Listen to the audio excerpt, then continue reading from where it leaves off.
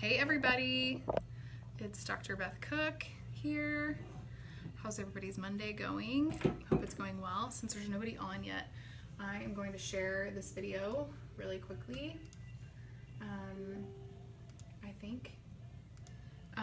So today I just wanted to go over some patient results. I have a patient that had some hormone imbalance, and I just want to show you how that can be reversed, right? Without even taking bioidenticals or hormone replacement or anything like that. Let me share this video real quick. Maybe. My internet's going a little slow. I need to figure out a better system for this, I think. Let me share. How come it won't let me share? Okay, it won't let me share, but maybe in a minute I can share it. Oh, there we go.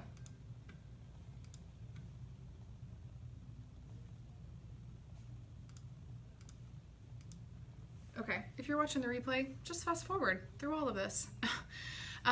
So I wanted to share some patient results with you because like I said before in my other video that, you know, I can talk a lot of talk, right? But unless I'm actually showing you what we can do with patients, then it's not meaningless by any means, but it doesn't have as much depth. So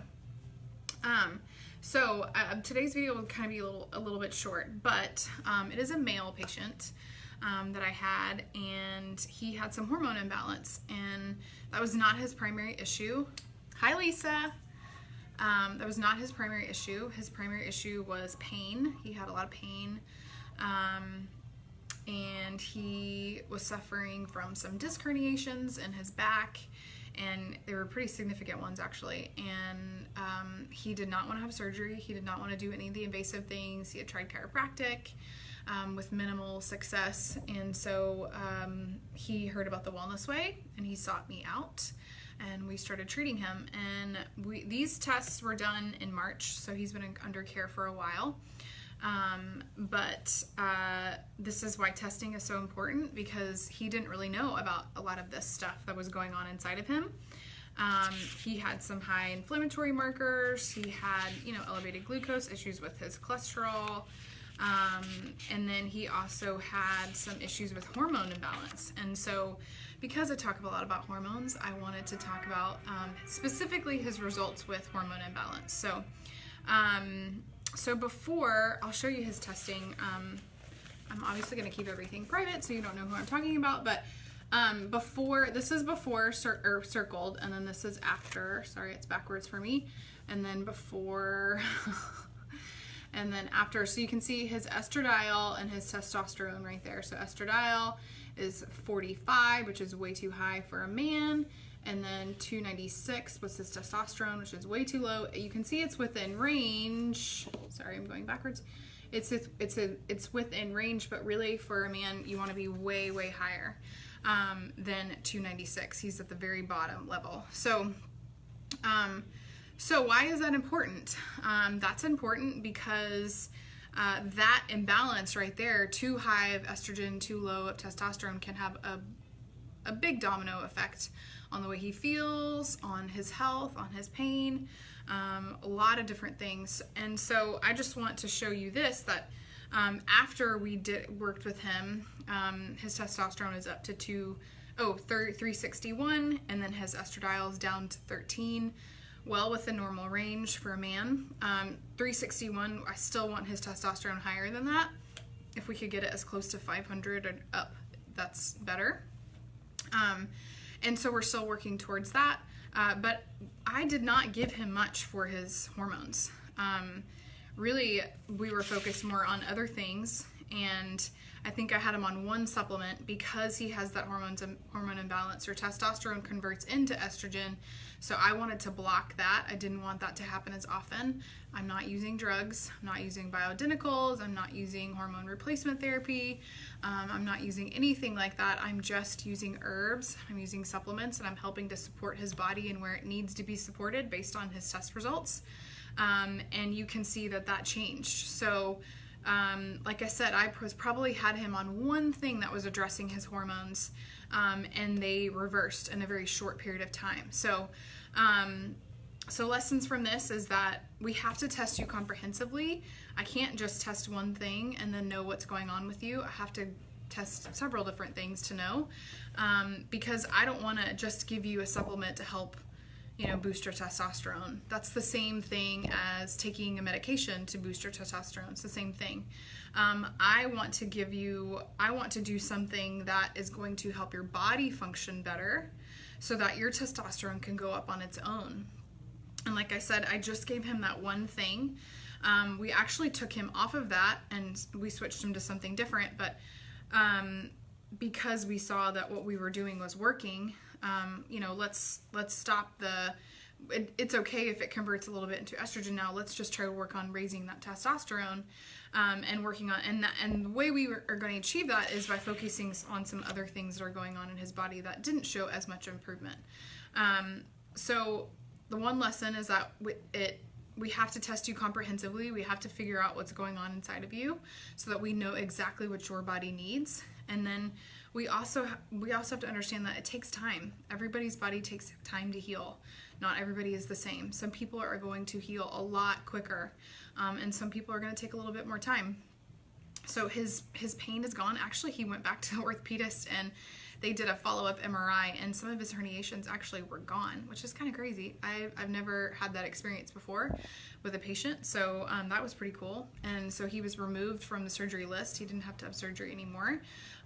His quality of life is much improved.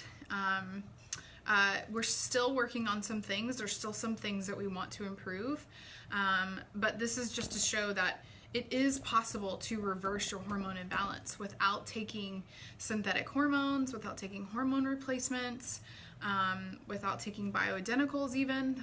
Bioidenticals are probably a better alternative, but they're still not addressing the underlying issue as to why are your hormones imbalanced in the first place.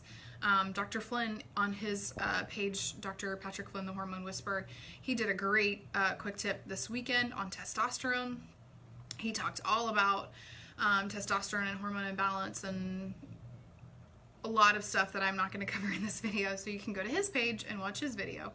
But that is one of the things that was going on with him, and we were able to reverse that. I don't follow protocols. I don't follow a low testosterone protocol or a high estrogen protocol or pain protocol. I simply test you and figure out what your body needs. I did a patient education today with two patients, a husband and a wife, and they were comparing supplement lists, and I was like, they're gonna be different. Like, you're not taking the same stuff, people. You're two different people. You need two different things. So we have to figure out what's going on inside of your body to figure out what you need. I had to test him and do tests for him. And, like I said, we were addressing his inflammation. We were addressing some things that were going on in his gut. We were addressing his liver. We were addressing a couple different areas, and that is what accomplished that reversal in his hormone imbalance. So I just wanted to show you that it's very possible to flip the switch and to get your body to do what it's supposed to do, without having to take medication or hormone replacement or different things like that. So the other thing I wanted to talk to y'all about today was I went to an MD lunch today. I often go to MD lunches, and I educate them about chiropractic and or physicians, nurse practitioners, you name it, and why they should refer to me and what kind of patients they should refer to me and what services I provide and blah, blah, blah. It's very much my chiropractic referral patients, not necessarily my wellness by patients who I'm doing testing with. And I got double booked, or they double booked. And so I was there, and there was also a pharmaceutical rep there. And she was a very nice lady. And I have a relationship with this nurse practitioner. And so I sat down, we immediately started talking about life and about what was going on with her. And we were talking about some patients that she had referred to me and how well they were doing. I tried to dominate, I guess, the conversation so that I could get what I wanted to accomplish out of the meeting, was that just to build that relationship with this nurse practitioner so that she will continue to refer to me, and that I can continue to help her patients, because that's why I'm there. I'm there to educate her about how I can help her patients, and how sending to me is better option than sending to an orthopedist or a neurosurgeon or PT or something like that. Because I take care of patients in pain, and I can do rehab and things like that. So the pharmaceutical rep was there, and she was selling an osteoporosis drug. And dang, I meant to look up side effects and have those on the ready, and I did not do that, so I apologize. But maybe I'll put them in the comments. But she was there to teach this nurse practitioner about her drug she was selling. And so the reason why I think it's so important that you have to educate yourself, especially if you have a health condition, if you have a chronic disease. The stats are crazy now on people that suffer with chronic disease, and you're being recommended a medication. You have to educate yourself, because you have to understand where the nurse practitioner or the medical doctor or the DO or the internist or whoever's prescribing you medication is getting their information. They're being educated by these pharmaceutical reps. They are huge billion-dollar companies that have lots of money. That was evident by the lunches that we brought. My puny little lunch, and then their beautiful boxed lunches that they brought. Because they have a much larger budget than I do for these kinds of things, but that's okay. And so her job is to educate that nurse practitioner about the drug that she sells. That's it. Her job is to teach that nurse practitioner, this is who you should give this drug to. This is why they need it. This is what our drug does. It is in her best interest and the company's best interest for her to educate about how awesome that drug is, and how many people are at risk. And hi Christine, how are you? And so keep that in mind when you go. Some doctors' offices that I used to go to, they don't allow lunches anymore, because I think they finally wised up about pharmaceutical reps and the education that they're being provided by these reps. And I'm not demonizing pharmaceutical reps. You gotta put bread on your table. I get it. But they are being taught by a company who has a drug to sell, and they are being taught all the great things about this drug. I guarantee you that pharmaceutical rep is not there saying, well, it could cause X, Y, and Z in these types of patients. She probably knows which demographic it works best with, so she's gonna push, hey, give it to these patients, give it to these patients. But she looked at me and said, this would be good for your patients too. And I thought, I told her, I said, well, I'm a chiropractor and it's not in my scope of practice, so I can't prescribe medication, so sorry. And I wouldn't, even if I could, no offense. And she was like, no, none taken. And I don't know where this nurse practitioner stands as far as if she's a nurse practitioner that likes to medicate or is more conservative, or we were talking about nutrition, and so I would assume that she talks to her patients about that, but I doubt it. But all that is to say is that we are up against a big monster called the pharmaceutical company, and their job is to educate our primary physicians, our nurse practitioners, our internal medicine doctors, all the doctors that we're seeing first most of the time. That is their job. That's where they get a lot of their training on these drugs that they're prescribing, is from these pharmaceutical reps. And so if you don't do your due diligence and do some research and ask some questions to your doctor when you're being prescribed these medications, then you're doing yourself a disservice, because osteoporosis drugs are not good. They are not good. They have a lot of bad side effects, like bone necrosis, which means basically your bone dies, especially in your jaw. There's one of them that's really bad about that. So all that's to say is that, you know, I don't want you to fall and break your hip and end up with a fracture. But there are so many things that you can do to improve your bone health, rather than take an osteoporosis type drug. So if you go to your doctor and she's recommending you to take a medication, you know, do your research, go and Google and ask friends and get recommendations for doctors that are more like me, where they are prescribing herbs and supplements and they're doing testing that's very specific to see where are your estrogen levels at. Estrogen has a lot to do with osteoporosis. Hormone imbalance is a huge part of that. And so getting tested completely is a huge part of that. But you have to take responsibility and go Google what you're taking. Whatever you're taking, go Google it and see what the side effects are. And ask on your Facebook groups that you're a part of, has anybody ever taken this drug? You know, does anybody ever take this and feel this because I just started taking it and blah, blah, blah, whatever. Do your due diligence. I was supposed to look up the side effects and show them to you, and I didn't, so shame on me. So I will do that and put that in the comments. But, and I forgot what specific drug. There were 2 drugs that she was educating about, but of course she felt the need to tell me a story about a patient that, you know, so that I could keep the drug in mind. It's like, okay, thanks. I can't prescribe it. You're wasting your breath on me. But anyway, so that's just to say that it's so important that you empower yourself. Don't take, I know you love and trust your doctor, maybe you don't, but if you do, you know, seek them out when you need them, and then, you know, take the advice that they have, but do your own research. Find friends that are of more holistic mindset. Ask me, message me, and I will tell you. Obviously, I think there's a better way. Not everybody wants to do that. I get it. Not everybody wants to do the full gamut of what I do with patients.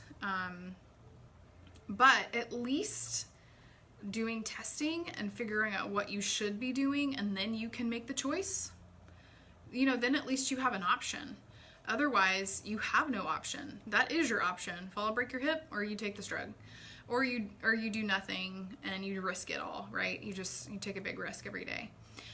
So do your due diligence, do your research, reach out and ask somebody that you know, like me. If you're watching this, you can ask me if you don't know anybody else. But and then get tested. You know, if your doctor, if you go for a DEXA scan and you see that you're osteoporotic, or your mom just went for one. I mean, we're not talking about, you know, our grandmas. We're talking about our moms that are in their 60s and 70s that are being recommended these medications. You know, if you're a lot farther along in life, it's a little bit different, especially depending on where you are in your health. If you have really poor health, then, in my opinion, not what's the point, but anyway. We're talking about younger women that are being prescribed these. And so, have they done testing? Do they really know what's going on? Why are they osteoporotic? Like, why all of a sudden are my bones getting soft? Like, did anybody ask those questions? Did you ever ask your doctor those questions? Probably not. So asking those questions is more important, because then you can get to the root cause of what's going on, not just take the drug and hope that you don't get any bad side effects from it.